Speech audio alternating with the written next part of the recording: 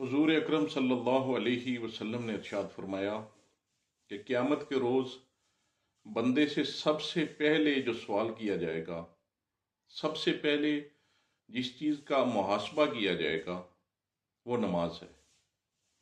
اگر وہ ٹھیک رہی تو کامیاب ہو گیا، اور اگر وہ خراب نکلی تو وہ ناکام اور نامراد رہے گا۔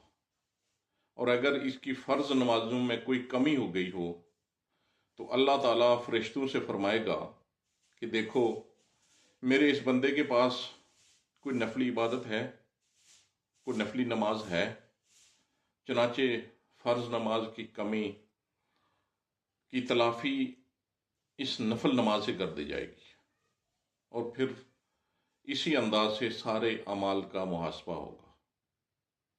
اللہ تعالیٰ ہمیں 5 وقت نماز پڑھنے کی توفیق عطا فرمائے۔